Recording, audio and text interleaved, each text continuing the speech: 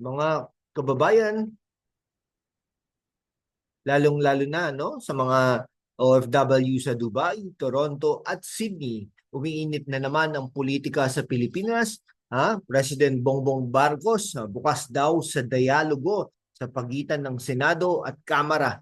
Pero may mga senador na gustong mag-inhibit sa impeachment case ni VP Sara, no? Duterte. Pero ang spotlight ngayon, ang 18 senador na lumaban para i-remand ang kaso pabalik, no? Pabalik sa Kamara. Sino sila? At bakit sila mga bayani ng demokrasya? Let's dive into this political roller coaster with humor, facts, at konting chismis. Kamusta mga katropa? Ako si #WalkWithLon at ito ang ating political deep dive episode para sa mga Pinoy na laging updated kahit nasa Los Angeles. Kumusta pala mga taga Los Angeles dyan Mukhang pinupuksa kayo ng ating mahal na Pangulong Donald Trump. Tama po yan. Dapat po walang gulo. Yung mga po dyan, kanya-kanya pong yan O ngayon, ICC, ICC nyo po ba si Donald Trump, ang presidente ng United States of America? Ganyan din ang ginagawa ni Pangulong Rodrigo Roa Duterte. Actually, mas masahol pa yung ginagawa ni Donald Trump ngayon kaysa sa ginagawa ni Pangulong Duterte, di po ba?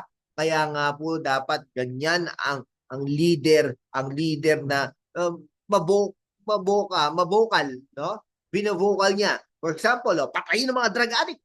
Dapat po ganun kasi para matakot yung mga drug addict, 'di ba? Tuksain ng mga drug pusher. Ganun po dapat. Kudari mayor ka, presidente ka, lalamya ka? Ay pag-aaralan po natin 'yan. Ay ganito po 'yan. Ganun po ba 'yon? Hindi po ganun. Okay? Mag-iingat po kayo diyan sa mga taga Los Angeles, California. Ito, governor din naman ng California, bakla yata Anyway, sa Riyadh o Quezon City ka. Ngayon, pag-uusapan natin ang impeachment drama ni VP Sara Duterte, ang papel ni PBBM sa dialogo, at ang 18 senador na hinangaan natin sa kanilang stand para sa transparency, with with an analysis. Okay, bibigyan natin kayo ng witty fact-based breakdown na magpapahook sa inyo para sa mga OFW natin. This is for you para malaman natin kung sino ang tunay na lumalaban para sa bayan. Bago natin simulan, i-hit nyo ang subscribe button, i-like ang video at i-comment ang Team Transparency para malaman natin ang pulso ng bayan Share this sa mga kaibigan mo sa Hong Kong, Japan o kahit saan sa mundo. Kung gusto mong suportahan ang content na ganito, magpadala ng super thanks. Kahit maliit, malaking tulong para mapanatili natin ang ganitong klaseng deep dive. Sa susunod na ilang mga minuto, aalamin natin sino ang 18 senador na pabor sa remand ng impeachment case. Remand ibig sabihin, ibabalik Ibabalik po yun. Ibabalik po yun sa House of Representatives. Pero nag-issue rin naman po silang summons Bakit sila hinangaan ng marami at paano naapektuhan ang overseas Filipinos ng political noise na ito? May storytelling satire at global context para maintindihan natin ang big picture. So grab your kape or bubble tea and let's get started. So ano nga ba ang nangyayari? Ayon sa balita, may impeachment case laban kay Vice President Sara Duterte at 18 senador ang bumoto para i-remand ang kaso pabalik sa Kamara noong June 10, 2025. Pero bakit kailangan i-remand? Hindi ba tapos ng articles of impeachment? Sabi ni Senate President Chis Escudero, kailangan ma-verify ang constitutionality ng proseso. At itong 18 senador, sila ang mga hinintay natin para tiyaking maayos ang laban para sa hustisya. Okay, imagine this ikaw si VP Sara, nakaupo sa opisina mo, tapos biglang may mga congressmen na nagsasabing, huy, may kaso ka. Pero pagdating sa Senado, sabi ng 18 senador, teka, hindi pa ready ang papeles. Balik muna sa Kamara. Parang sinehan ito na nauubusan ng popcorn bago magsimula ang pelikula. Ang tanong, sino ang may hawak ng script? Si PBBM ba? Trying to play peacemaker? O ang mga senador, 18 senador na gustong siguraduhin tama ang proseso? parang teleserye ito, di ba mga kaibigan? Ang Kamara parang scriptwriter na nagmamadali, tapos ang Senado, editor na nagsasabing, huy, may plot holes. At ang 18 senador, mga 18 senators, sila yung mga quality control na nagsasabing hindi pwedeng ipapasa ito ng basta-basta. Kaya naman mga OFW sa Dubai, pasalamat tayo sa kanila dahil sila ang mga tunay na nagbabantay sa demokrasya natin. Si Pangulong Marcos ayon sa Malacanang, bukas sa dialogo para maayos ang gulo sa pagitan ng Senado at Kamara. Pero teka, bakit kailangan magdialogo? Hindi ba't impeachment court ang Senado? Hindi negotiation table. Ano sinasabi ng critics? Ano sinasabi? Ay, nako talaga.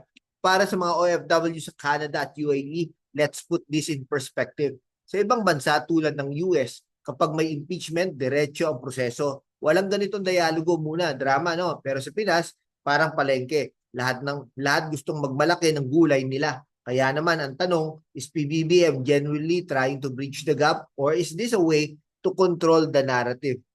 Si PBBM nakaupo sa Malacanang holding the Zoom call with the Senado and Kamara. Mga kaibigan, chill lang tayo ha. Let's talk. Pero sa likod ng kamera, ang 18 senador, parang mga superheroes na nagsasabing, hindi, Mr. President, kailangan maayos ang proseso. Parang Avengers impeachment edition at ang 18 senador ang mga nagliligtas sa demokrasya. Ngayon ito na, mga katropa, oras na para purihin ang 18 senador na bumoto pabor sa remand ng impeachment case ni VP Sara Duterte. Sila ang mga hinintay natin para tiyaking transparent at maayos ang proseso. Sino sila at bakit sila mga bayani? Okay, una-una si Senator Alan Peter Cayetano, ang leader ng motion para i-remand ang kaso. Si Senator Alan parang direktor ng pelikula, gustong siguraduhin tama ang bawat eksena ng demokrasya. Saludo kami sa iyong prinsipyo, Senator. Ayan. Senator Pia Cayetano, ang ate ng transparency. Si Senator Pia laging nagtataguyod ng hustisya at kalinawan sa batas. Ang tapang mo, Senator, para labanan ng anumang duda sa proseso. Senator Ronald Bato de la Rosa, kahit malapit sa mga Duterte, pinatunayan mo, Senator Bato, na ang batas ay mas mataas kaysa sa politika. Ang integridad mo ay tunay na hinahangaan ng bayan. Yan. Senator Bongo, Senador ng Masa, Senador Bong, ang puso mo para sa serbisyo ay nagdiningning sa desisyong ito. Salamat sa pagiging tapat sa konstitusyon. Senator Robin Padilla, ang action star ng Senado. Senator Robin, pinatunayan mo na kailangan maayos ang laban para sa hustisya. Ang tapang mo ay inspirasyon sa kabataan. Senator Raffy Tulfo, ang boses ng ordinaryong Pilipino. Senator Raffy, ang iyong dedikasyon sa katotohanan ay nagbigay liwanag ng impeachment drama. Saludo kami sa iyo. Okay, Senator Amy Marcos, ang prinsesa ng prinsipyo. Senator Amy, kahit may pamilya sa politika, pinili mo ang tama kaysa sa madali. Ang lakas mo ay tunay na hinangaan. Senator Cynthia Villar, ang reyna ng progreso. Senator Cynthia, ang iyong suporta sa remand ay nagpapakita ng tunay na liderato. Salamat sa pagiging matatag. Senator Mark Villar, ang senador na hinaharap, Senator Mark, ang iyong boto ay nagbigay ng pag-asa sa mga gustong makakita ng maayos na demokrasya. Saludo kami. Senator Loren Legarda, ang veterana ng batas. Senator Loren, ang iyong karanasan at talino ay naging gabay sa desisyong ito. Salamat sa iyong legacy ng hustisya. Senator Jinggoy Estrada, ang senador ng bayan. Senator Jinggoy, ang iyong tapang sa pagpili ng tama ay inspirasyon sa lahat. Salamat sa pagiging tunay. Senator JV Ejercito, ang kampiyon ng katotohanan. Senator JV, ang iyong dedikasyon sa transparency ay nagbigay ng liwanag sa gulo. Saludo kami sa iyo. Senator Francis Tolentino, ang guro ng batas. Senator Francis, ang iyong talino sa konstitusyon ay naging pundasyon ng desisyong ito. Salamat sa pagiging matalino. Senator Joel Villanueva, ang senador ng pananampalataya. Senator Joel, ang iyong boto ay nagpapakita ng paniniwala sa hustisya. Salamat sa pagiging inspirasyon. Senator Bong Revilla, ang action hero ng Senado. Senator Bong, ang iyong suporta sa remand ay nagbigay ng pag-asa sa bayan. Salamat sa pagiging matapang. Senator Lito Lapid, ang tunay na bayani, bayani, Senator Lito, ang iyong puso para sa Pilipino ay nagdiningning sa desisyong ito. Saludo kami sa iyo. Senator Juan Miguel Zubiri, ang leader ng pagkakaisa. Senator Migs, ang iyong suporta ay nagbigay ng lakas sa Senado. Salamat sa pagiging matatag. Senator Francis Escudero, ang Senate President ng Hustisya. Senator Cheese, bilang leader ng Senado, pinatunayan mo na ang batas ang tunay na hari. Salamat sa pagiging gabay ng bayan. Kaya parang Justice League tong 18 senators na to mga kaibigan. Si Aling Cayetano ang Batman, si Pia ang Wonder Woman, at si Cheese ang Superman. Kaya naman ang mga OFW sa Singapore at Japan, pasalamat tayo sa kanila dahil sila ang mga nagbabantay sa ating demokrasya. Pero teka, sino sa tingin ninyo ang tunay na MVP? Comment down below.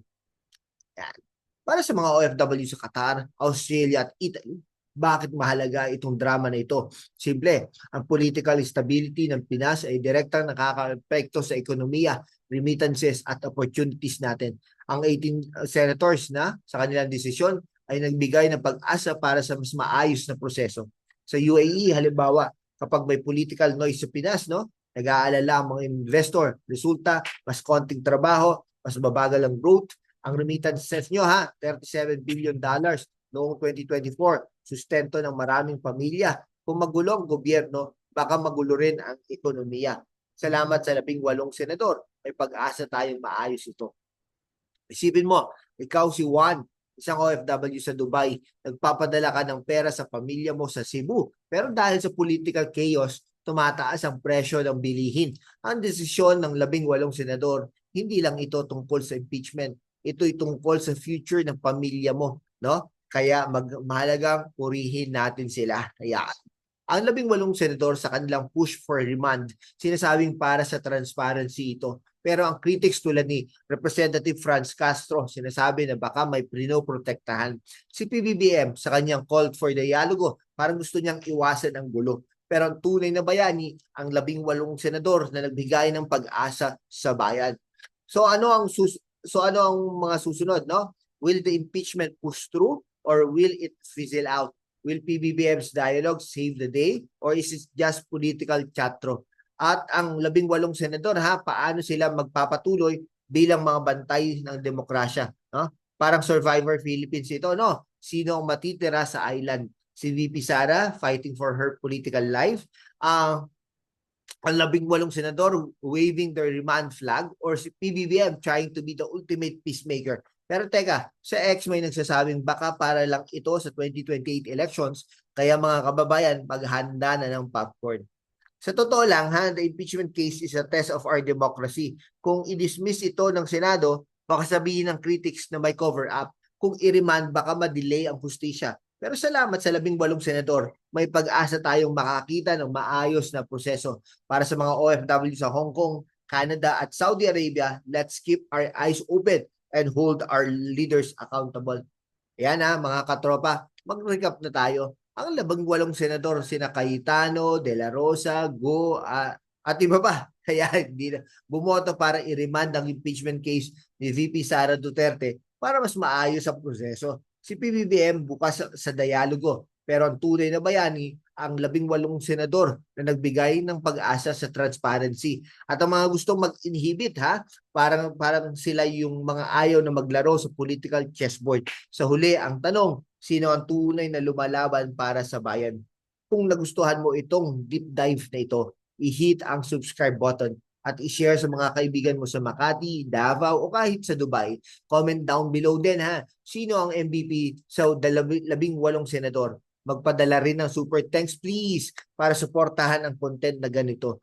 Yung mga nakapula dyan, mag-super thanks na please. Para sa mga OFW at kabataan na gustong malaman ang totoong score sa politika. Yan, salamat sa panonood mga kababayan. Okay, kahit nasa Japan, Canada o Pinas ka, let's stay informed and keep the conversation going. Ang politika natin parang adobo. Kailangan timplahan ng tamang diskurso hanggang sa susunod. Mga kaibigan, kababayan, keep it real and stay vigilant. Peace out.